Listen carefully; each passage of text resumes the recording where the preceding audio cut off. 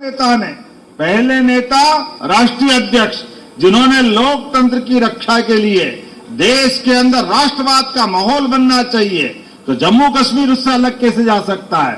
उस विसंगति को सामने ला करके अपनी शहादत देते हुए जनसंघ की स्थापना सिद्ध की थी। हम वो भाग्यशाली पार्टी के कार्यकर्ता हैं। और वो दिन हो या अभी हमारे माननीय मोदी जी की सरकार हमारे लिए अपने आदर्श, हमारे लक्ष्य, हमारे काम करने का तरीका, हमारे सोचने का और समझने का और उसी भाव के आधार पर तत्कालीन उस विश्व के राजनीतिक फलक पर जब राजनीतिक दलों में अपने दल की निष्ठा के बजाय, राष्ट्र निष्ठा के बजाय राजनीति की दिशा क्या होना चाहिए, ऐसे समय में एक तरफ साम्यवाद, एक तरफ हमने सबने देखा पूंजीवाद, ये दो धाराओं के बीच देश अगर स्वतंत्र हो रहा है तो स्वतंत्रता के बाद देश का लक्ष्य क्या होना चाहिए, हमारी राजनीतिक धारा क्या होना चाहिए।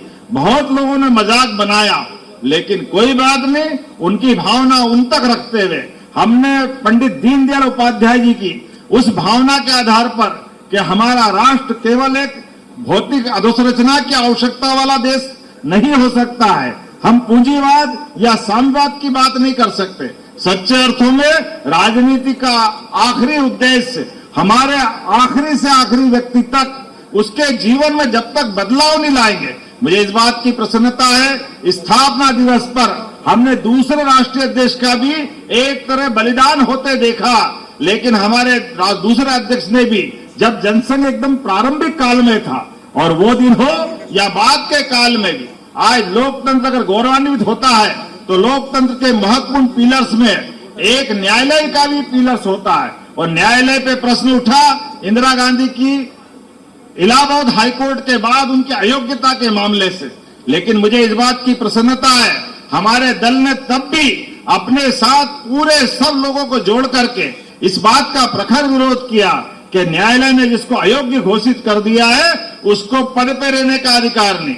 मुझे इस बात की प्रसन्नता है, इसी में लोकतंत्र की वो लंबी लड़ाई का इतिहास भी बना, और उस इतिहास के बलबूते पर लोकतंत्र की रक्षा के लिए लोकतंत्र सेनानी बन करके हमारे कार्यकर्ता हजारों हजार की तादाद में जेलों में गए, अपना सब कुछ बलिदान देते हुए, ये नहीं जानते हुए कल क्या होगा, लेकिन कोई बात नहीं, उससे आगे बढ़ करके लोकतंत्र की लड़ाई, न्यायालय की लड़ाई, राजनीतिक दल की अपनी खुद का उद्देश्य क्या होना चाहिए, देश के सामने चुनौती का प्रश्न क्या होगा, इन सारे प्रश्नों के साथ भी मूल पार्टी को समाप्त करते हुए जनसंघ के समय से खड़ा हुआ संगठन जनता पार्टी में विलीनीकरण करते हुए हमारे लिए राष्ट्र प्रथम है इसका उदाहरण बना।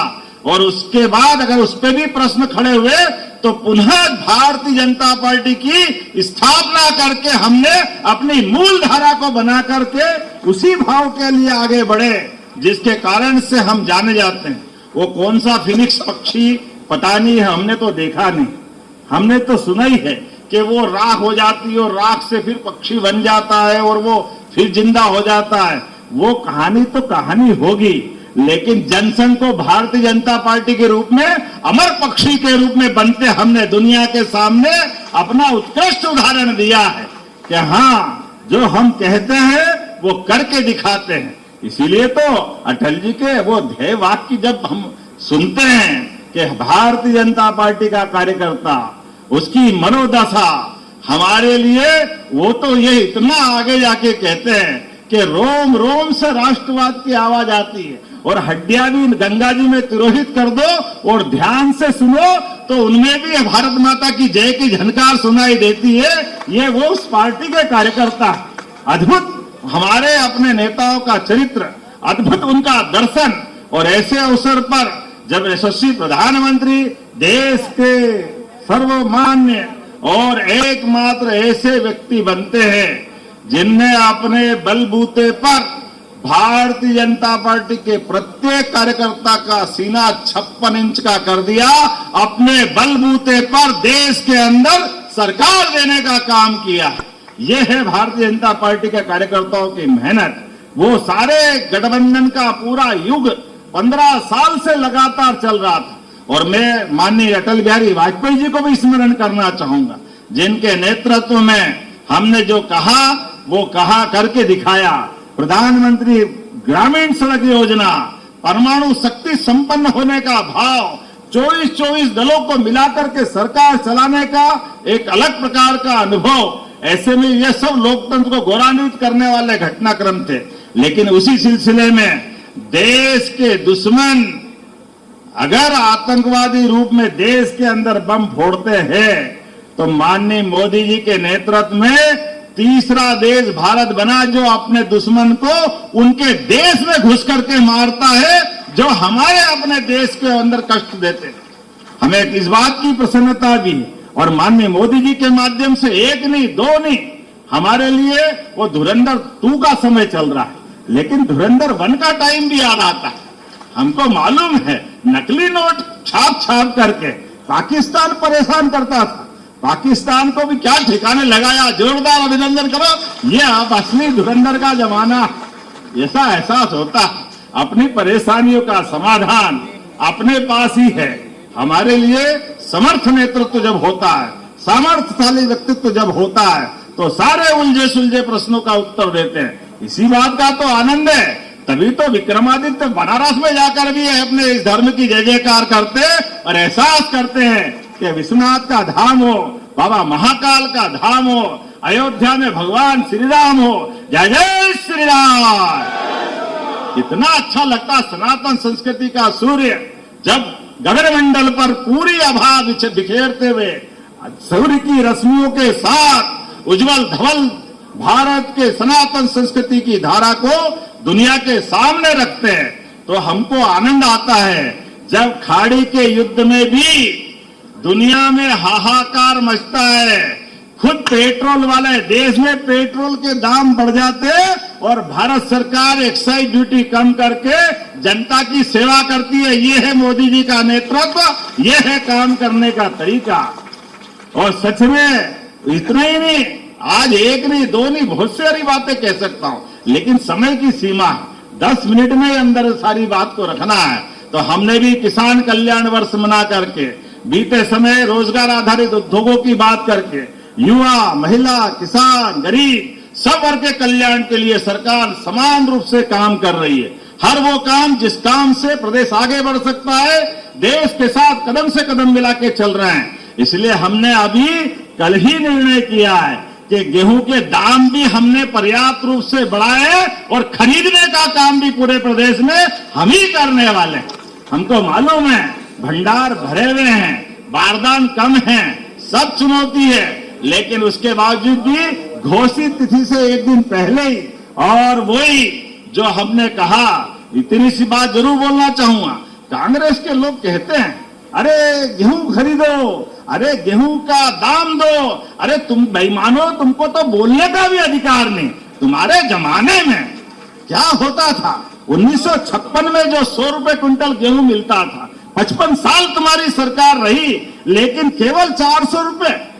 और अब 2002-3 तक इसी प्रदेश में बिजली नहीं, पानी नहीं, कोई ठिकाना नहीं। इस सीजन में तो लोग डीजल की टंकी ले लेके दौड़ते थे, तब भी डीजल नहीं मिलता था। मुझे इस बात की प्रसन्नता है, अब रात में तो छोड़ो, दिन में भी बिजली खूब मिलती है। ये हमारी सरकार के काम करने का तरीका। आपके टाइम 7.5 लाख हेक्टेयर का सिंचाई का रकबा था, आज 55 लाख हेक्टेयर का सिंचाई का रकबा है। और जहां आपके समय 100 रुपए से कम में गेहूं बिकता था, 5,500 से कम में बिकता था, आज हमारे सामने हम अपने 10 तारीख से 2625 रुपए क्विंटल का गेहूं खरीदने वाले हैं। ये हमारे किसानों के लिए घोषणा की। और हमने भी वही दीनदयाल जी के अंत्योदय की बात करते हुए कि हाँ, हम सबसे पहले छोटे किसानों का गेहूं खरीदेंगे, ये हमारी प्रतिबद्धता है। क्रमशः धीरे धीरे करके गरीब से गरीब आदमी के जीवन में भी आनंद आए। और इसलिए आज तो कार्यालय का शुभारंभ है। सच कहा नड्डा जी ने कि उनके लिए हो सकते हैं ऑफिस, उनके लिए काम करने के लिए तरीके हो सकते हैं, हमारा कार्यकर्ता तो अहर्निश काम करता है। और हर कार्यकर्ता अपने उसी फिनिक्स पक्षी की तरह काम करता है, जिसके जीवन में और कोई उद्देश्य नहीं, हर कार्यकर्ता का एक उद्देश्य है कि मैं जिस पार्टी का सदस्य हूं वो विश्व की सबसे बड़ी पार्टी है, हमें इस बात का गर्व है।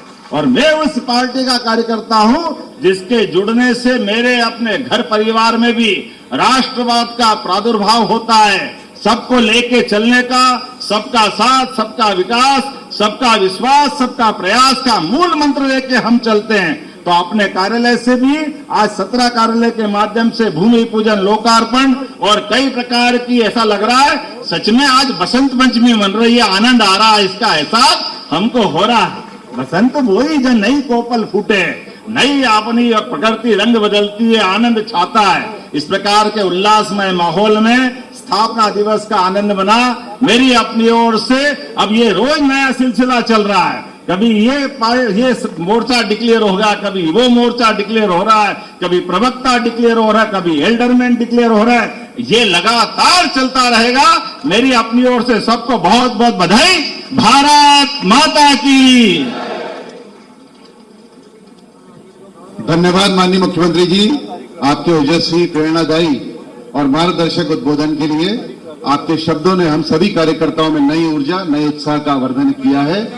संपूर्ण प्रदेश में स्थापना दिवस के निमित्त आने वाले दिनों में 7 तारीख से लेकर 12 तारीख तक गांव बस्ती अभियान भी चलाया जाना है और उसमें भी आप सबकी सहभागिता रही, यही मेरी आप सबसे आग्रह है। अब मैं आभार वंदन के लिए हमारे प्रदेश के कोषाध्यक्ष श्री अखिलेश जैन जी से आग्रह करूंगा कि वे आभार करेंगे। उसके पश्चात मेरा आग्रह 2 मिनट कार्यकर्ता सब स्थान पर बैठेंगे, राष्ट्रगान होगा, उसके बाद सब यहाँ से प्रस्थान करेंगे। पहले आभार होगा। संपूर्ण प्रदेश में स्थापना दिवस के निमित्त